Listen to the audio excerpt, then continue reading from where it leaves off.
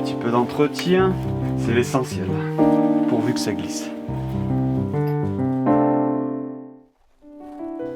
Le snowkite, c'est une aile qu'on pilote avec une barre. Donc les lignes, elles font 25 mètres de long. Ça nous permet de la faire tourner et donc d'exploiter des vents très légers pour remonter et se balader dans la montagne. C'est vraiment magique. Tu te sens vraiment tracté, tu peux remonter, tu as l'impression de puissance qui est vraiment phénoménale. On utilise ça comme un remonte-pente, quoi. C'est vraiment notre téléski perso, on arrive en haut, on affale l'aile, on a une poignée, on tire dessus, on la plie, ça nous prend 2 minutes, on la met dans le sac, on dit bon bah on se fait cette ligne, on ride la ligne, on arrive en bas, on sent il y a encore du vent, on ressort la voile, on remonte et ainsi de suite et on répète ça tant qu'il y a des traces à faire, quoi. C'est clair que tu vas faire une ou deux montées en rando, t'en fais 10 en snowkite, hein. Ça c'est sûr que tu peux pas comparer.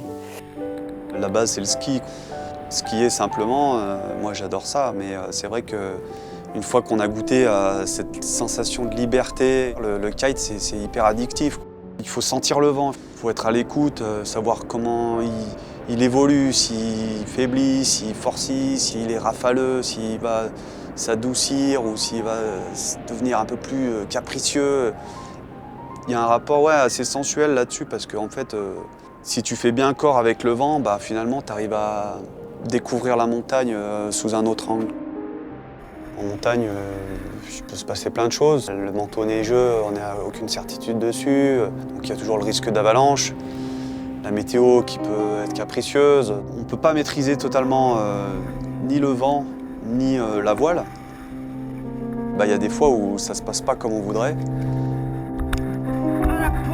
Le danger, il est multiple. Ça peut être les obstacles, ça peut être les collisions avec les autres copains, ça peut être effectivement plus tu vas monter, le vent il va être fort et puis il peut être aussi rafaleux et tu peux te retrouver à être embarqué dans des endroits où tu n'as pas envie d'aller, quoi. Il faut rester humble par rapport à ça, enfin, surtout par rapport aux éléments, surtout par rapport au vent. On a beau avoir les meilleures prévisions, tu peux pas dire à 100% ça va le faire, quoi. L'idée, c'est quand même de toujours avoir de la marge pour pouvoir être en sécurité. Quand ça marche, je veux dire, c'est tellement de liberté, tellement de puissance et des sensations. Les galères, en fait, on les oublie vite. Le snowkite, c'est la puissance que tu maîtrises et que tu diriges. C'est vraiment ça qui est bon. Et une fois que tu as goûté, c'est difficile de dire non, j'ai pas envie de retourner faire du kite. De 9h jusqu'à 20h, tu peux avoir les skis aux pieds et enchaîner des kilomètres et des kilomètres.